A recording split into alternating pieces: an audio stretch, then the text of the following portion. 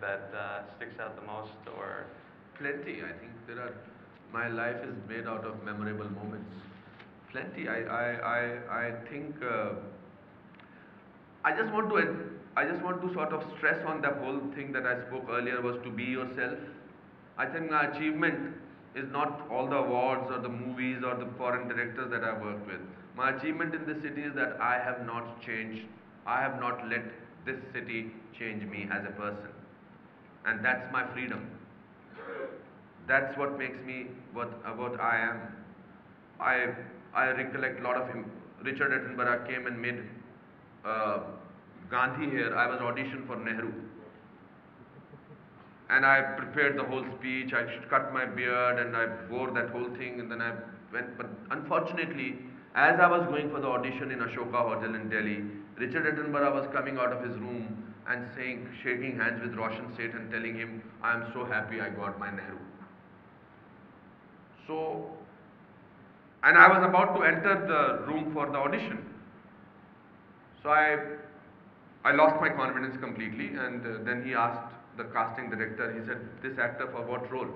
I said, "I'm Pandit Jawaharlal Nehru." He said, "Sorry, young chap, I've already finalized somebody else for that role." So I got angry with him. I said, "How can you decide somebody else for that? Have you seen my audition? Have you seen my screen test? Have you seen my professionalism? You're a Britisher, you don't know how to..." I started rambling, and then he said, "Okay, perform," because he had to get rid of me. So when he said perform, I could not say more than 2 lines, an audition which I had prepared so brilliantly. And those 2 lines that I said were so horrible. Then I told him, "Okay, give me another role." So he said, "Okay, you do Khan Abdul Ghaffar Khan." Khan Abdul Ghaffar Khan, Frontier Gandhi, was a taller man. To which the casting director said, "No, no, I have already finalized somebody else for that role." Usne kaha, "Who?" Usne kaha, "That lift operator. He is taller and fit for the role." So when I came down in the lobby, I decided I will never see this film in my life, and I'll till today have not seen that film.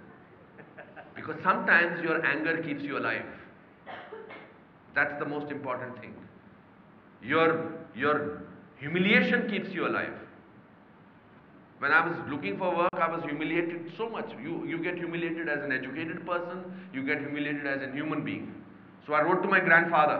I said, "I want to go back to Simla, to Delhi, to teach, because I don't think this city deserves me, or I deserve this city. I can't make it." I was bald. This is a very sexy look.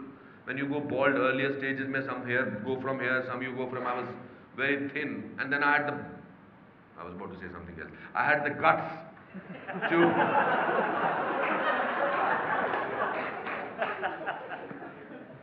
Mae West has said something very interesting. He said, "Just because women don't have balls doesn't mean they don't have balls."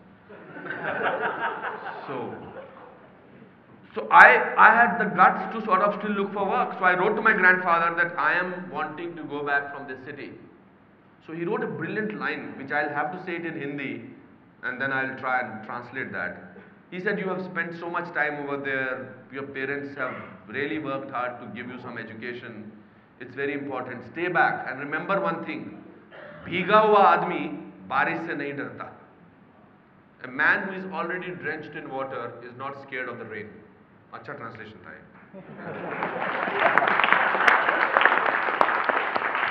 So experiences are so many. I had facial palsy. Nobody knows about it. In Hum Aapke Hain Kaun, that movie which ran for 1,000 years almost, there's a sequence where I passed that. There's a pillow sequence where we pass pillows on the terrace. We sing a song. One day we were about to shoot that huge sequence with every actor there. I had gone for dinner to my friend Anil Kapoor's house, and his wife said, "Anupam, you're not blinking from one eye." So I just noticed that my one eye is open only. So next morning when I was brushing my teeth, I discovered that the water is coming out of my mouth on its own. So I went to the doctor in Bombay Hospital, Dr. Singhal, and he said, "You have facial palsy. Just leave everything for 2 months, sit down at home and don't do anything. And you are an actor, don't tell anybody. Because actors, even they get smaller pimples, they take 3 days off." So when I was coming out of the hospital, I had 2 options. One is to go back to my house and hide myself for 2 months and get petrified every time there was a doorbell ringing, or not go out, or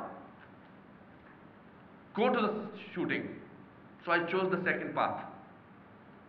I went to the shooting, straight from the hospital, and I was like this. Now even if I talk like this right now, you will feel uncomfortable. But I was actually like this.